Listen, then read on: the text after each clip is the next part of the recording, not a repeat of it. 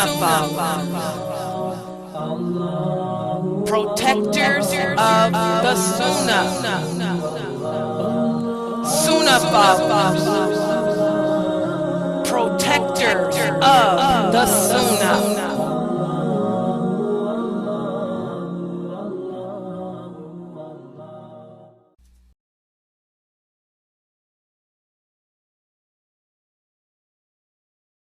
Inna alhamdulillah wa salat wa salam ala wa rasulullah. Welcome to another session of our series entitled Predestination. And believing in predestination is one of the tenets of faith. Just like we're obligated to pray 5 times a day, just as we're obligated to fast during the month of Ramadan, each and every one of us are also obligated to understand that everything that happens because Allah wanted it to happen. Everything that doesn't happen is because He willed it to not happen as well. Also, it entails understanding that Allah is the creator of good and evil. And that's what we're going to speak about today. How He is the creator of good and evil. He is also the creator of our deeds. He doesn't jump in our bodies and make us do what we do. Just like the devil didn't make you do it, Allah didn't make you do it either. Allah just knew that you would do it because He gave you this gift known as free will. But when man took this gift on, man didn't know that it entailed being accountable for whatever decisions and choices you make in this life. Okay, so let's talk about how He's the creator of good and evil. Let me put the PowerPoint up on the screen. Wait a minute. Okay. And again, here it is. This is session 10. For those of you, again, all of these lectures are on YouTube. You can find the playlist entitled Predestination. And when you look for today's lecture, this is session number 10. We're going to answer the question that many say when people say that man is compelled to do what he does. That since Allah is the creator, these people believe that Allah does not create evil either, okay? And they believe that Allah jumps inside our body and makes us do. You know, one thing that I've discovered over the years, I've been Muslim all my life, but as I got older, I realized that these deviant, innovative groups, they are so similar to the Christians. And this is what the Prophet ﷺ said, that we would imitate them to the point where we become like them. And we see it just like they're quick to say the devil made them do it. You know, these deviant Muslim groups say that Allah made me do it. That since Allah decreed for me to do since it's already written for me to do the things I do, then I don't have to strive. You know, because God had made me do it. By Him writing it in His book, He made me do it. You know, we're going to break this verse down today. Those who believe man is compelled. Compelled means made to do what he does. This is what we're going to be addressing today. Yesterday, we talked about, you know, how Allah is the creator of good and evil. Today, we're going to break down how those people think that we're made to do what we do. Let's look at this. In fact, many of you, when I first, before I started teaching this class, I asked y'all about the qadr of Allah. And many of you said this. They said, if Allah knows everything that we will do, and He knows where our final destination will be, and He is the creator of our deeds, then why should we even bother to strive? Why not just allow Allah's decree to take its course, and we will get what is decreed for us, whether we like it or not? Remember, that was the attitude that many of you had. Okay, because many of you were taught this, because many of your parents and grandparents come from this Qatariyya way of thinking. Okay, well, we're going to address this today. First of all, this belief is held by many uneducated, unlearned Muslims. They believe in the qadr of Allah, and they believe that Allah knows all things and that he created all things and willed all things to be, but they claim that Allah is pleased with and loves everything that he created and willed. In other words, since he created it and willed it, this is what he wanted. And he's pleased with that. They also say that there's no need to try to strive and pursue the means of achieving good things in this world, because whatever has been written for you will come to you whether you like it or not. This is the attitude that they have. Also, they claim that people are forced or compelled to do what they do because everything is written. They say that man has no ability to control his actions. This is what the brothers and sisters that I know personally, who I'm addressing personally, and I don't have to call your names because you all know who the shoe fits. There's a lot of you Muslims right now living out of marriage. You're not married. You are living with a man or a woman who is not your husband. Okay? And when we ask you, why are you committing fornication? Why are you living this way when you know it's haram? They say, well, you know, we don't have the ability to change our actions. They say, since Allah decreed for me to live this way, I can't do nothing about it. So they stay in that situation of sin, thinking that they're forced to stay in that sin. And that's not how it works, guys.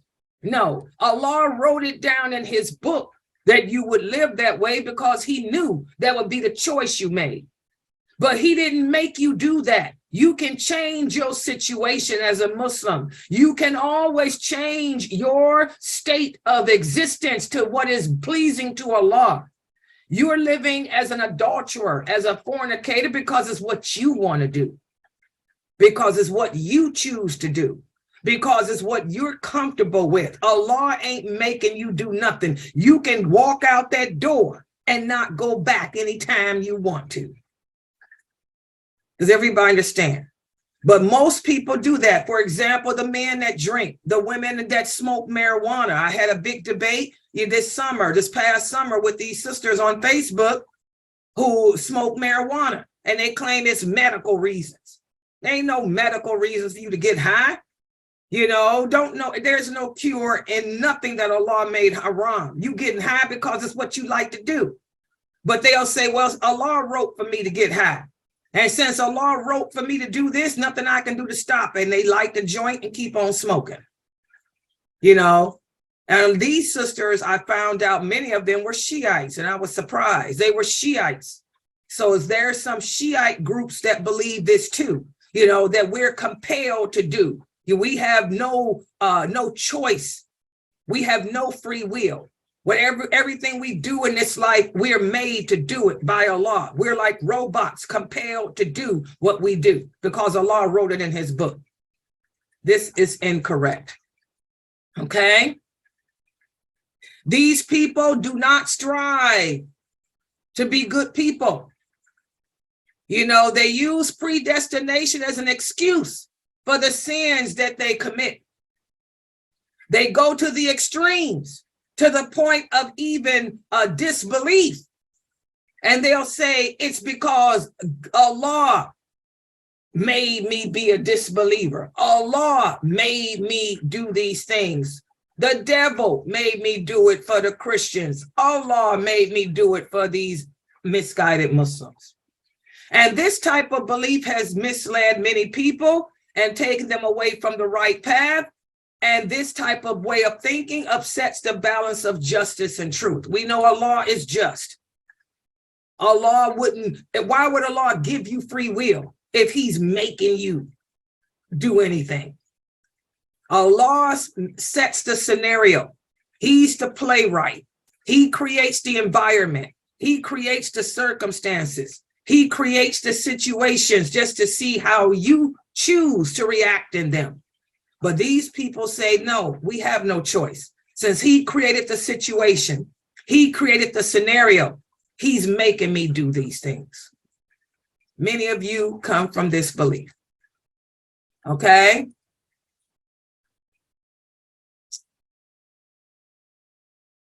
For those people who have this type of belief, these are the people that say Allah likes people to worship idols. Allah likes shirk. Allah likes adultery. Allah likes theft. That's why he created them. These people believe that Allah didn't create nothing that he doesn't like.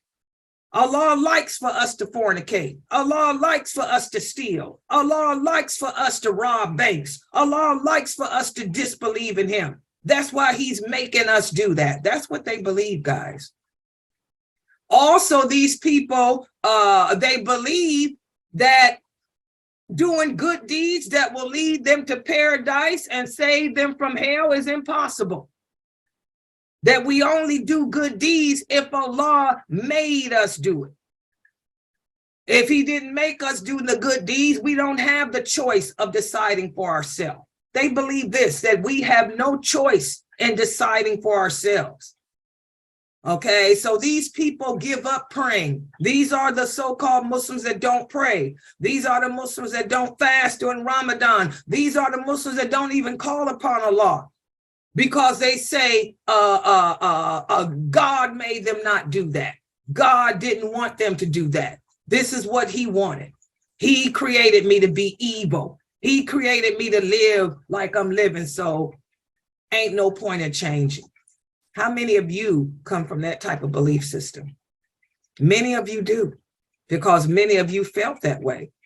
Those brothers that are living as fornicators and adulterators feel that way.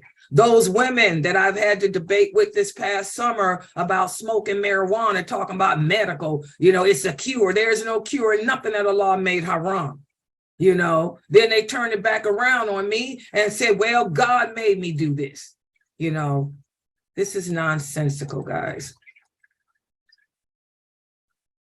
Also, people who have this belief system, they accept the oppression of evildoers. They accept the corruption of those who are immoral because what they do is in accordance with the will and decree of Allah. This is what they say. They neglect the duty of enjoining good and forbidding evil. They don't care about carrying out the punishments prescribed by Allah for those who transgress his limits. Ibn Taymiyyah talked about this group.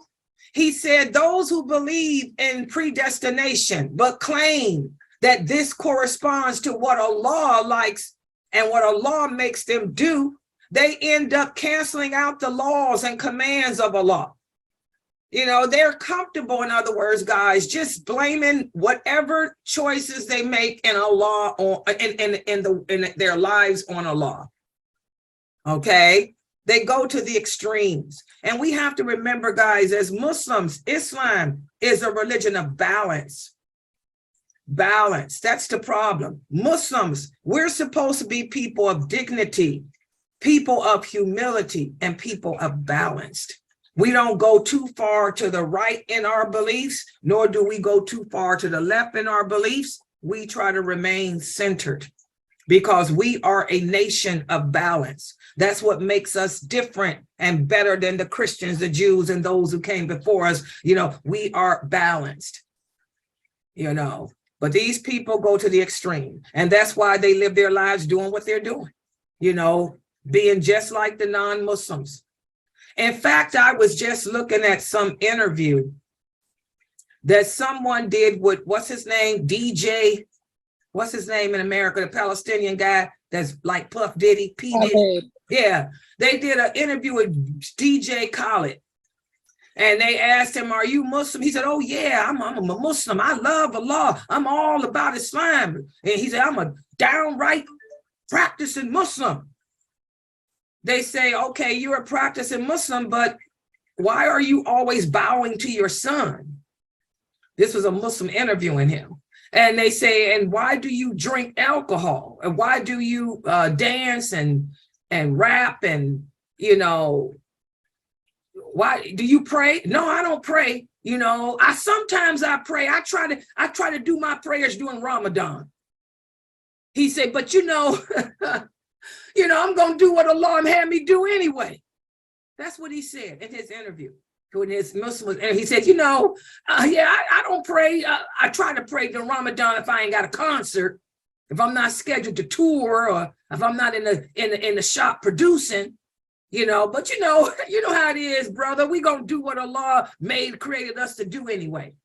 That's what he said, and I'm like, this is another example of how so many Muslims are lost. They live their lives focusing on this dunya, doing the deeds that Allah told us to stay away from, but they say, well, since Allah wrote that I'm going to do it, he made me do it, so hey, ain't no big deal. DJ Khaled, and he's Palestinian, and he claims to be a devout Muslim, but he's so devout that he doesn't pray. He's so devout he drinks alcohol. He's so devout that he bows down to his son. Astaghfirullah, a'udhu billah. This is something that we need to think about. Also, people who have this belief, like we talked about in our Zoom room, all these deviant sects, they always lead to other deviant sects.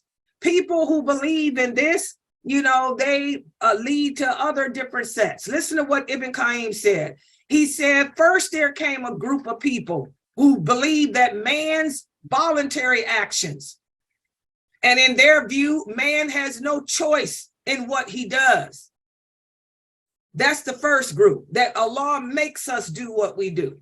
And then they stemmed off to other groups who believe, that man, that they believe obliging man to believe and follow the laws of Allah is obliging him to something which he is incapable of doing. It is obliging him to do something which only Allah can do. In other words, they're saying only Allah, can choose for you to stop doing a sin. Only Allah, can choose for you, to make your life right. And then that led to another group which believes that there are no such things as sins at all. They say that none of us are sinners. Everything we do in this life, we're doing it because Allah created us to do it. You were obeying what he wanted. He made us do it. So ain't none of us going to hell. Ain't none of us sinners. We're all just playing out the role that Allah wrote for us to play. So that just shows how one wayward view leads to another. But how do we, the people of the Sunnah, how do we refute these people and these misguided ideologies? Well, real simple. That's why it's important to learn the names of Allah. That's why it's important to break down those names of Allah and try to apply them to yourself. When you say that Allah compels you, that's his name. Allah is Jabbar. Allah is Jabbar, the compeller, the one who makes, understand the true meaning of that. We have to understand, if you know that Allah is great and Allah is all that he is, we have to realize that it means he's too great and mighty to make you do anything. Instead, he just decrees and he creates according to the fitra that he likes. Okay, Allah is too great to make us do anything. Okay, all right. So, it's all about understanding the meaning of those names. Allah gave us free will. He gave us the ability to make our choices. That's how great and mighty he is. Allah tells us in the Quran that if we didn't sin, he would create a nation that would. He likes for us to make mistakes and realize it's a mistake and then turn back to him seeking forgiveness. He didn't just create us and say, you're going to be like a dog or be like the angels and do what I made you to do. No, we have this free will. And to deny that man has free will is a sign of ignorance. Let me give you some examples. We know from looking at ourselves that our actions are not like the actions of other things. There are some things that we are in control of with our bodies. We can make our legs walk. We can make our hands pick up things, but we have no control over our heart. We have no control over our lungs. We have no control. We cannot stop the blood from flowing through our veins. But we can make our legs not go into that bar. We can make our hands not touch that woman or that man that's not a mahram to you. We can control our tongues and keep it from lying and slandering others. So that shows that, what do you mean we have no free will? The angels, they don't have free will. They do whatever Allah created them to do, but we're different. We can choose to walk. We can choose to talk. We can choose to pick up things. The only thing that we can't control is our heart pumping and our blood flowing. Okay? And for those people that Allah, that claim that Allah loves and is pleased with everything he's created, this is false. Because Allah tells us he hates disbelief. Allah tells us in the Quran, he hates everything that he made unlawful. He hates adultery. He hates alcohol. He hates lying. He hates cheating. He hates us associating partners with him. So how can you say that he loves everything he created? The reality is he created these things to test us with. He created the drugs. He created the sex. He created these bad things to test us with, because this earth serves as the testing ground for us. But he's not jumping in our bodies, making us do what we do. The devil ain't making you do it. And Allah ain't making you do it. Allah just know whether you're going to do it or not. So for those of you who belong to that belief system where you think, well, okay, I'm just going to live my life doing what I'm doing because God made me do it, it's his fault. He wrote in his book for me to be a drug addict. No, he didn't write in his book for you to be a drug addict. He wrote in his book that he would put you in situations that will test your desire to see if you would fall victim to that or not. That's what he wrote. And then he wrote, but because you did not learn your religion, because you chose to live the life of this world, because your parents didn't teach you better manners, you will fall victim to that. And he also wrote, because of your disbelief, you will never turn to him asking for forgiveness. Because of your disbelief, you would never accept that the sin is on you. And the final outcome, because he is the judge and the executioner and the jury, the final decision is stamp him in the book of Sijin as a person of hell. So no, that's the way it works. He didn't choose it. He created the situation. He created the evil. He just knew you would be stupid and not say no. Everybody get it? All right, I'm going to stop right here. Subhanakallahumma wa bihamdika ashhadu an la ilaha illa anta astaghfiruka wa atubu ilaik. Any questions about this? If y'all got some questions or you're confused or it doesn't make sense, now's the time to ask. Any questions? Because this is very, this summer, when I was dealing with those sisters who smoke medical marijuana, and they say that they're, that's how I found out they were Sufi, Shiite. The Grand Imam said that it's okay. The Grand Imam ain't grander than Allah. Allah says that there is no cure in anything he made haram. Yeah, he's the creator of it. And he also tells you about it. He tells you, yeah, I created marijuana. Yeah, I created cocaine. I created crack. I created alcohol. But I'm letting you know, it ain't for your betterment. See how merciful Allah is? Yes, he created the evil. But he is so merciful that he told us what the evil is and told us in many cases why it's evil and to stay away from it. He told us, yeah, I created these things, but ain't no good in them. He said the bad in them outweigh any good. So stay away from them. Don't do them. It's Shaitan's way of tempting you. Allah tells us that. But rather than listen to Allah, you're going to say he made you do it. How could he make you do when he told you to stay away from it and even explain to you the detriment of it? That's stupid. Any questions? No questions? Okay, I'm going to stop right here. Let me remind everybody, I have another class tonight, the resurrection. And for tonight's session of the resurrection, we are going to speak about what happens in the grave.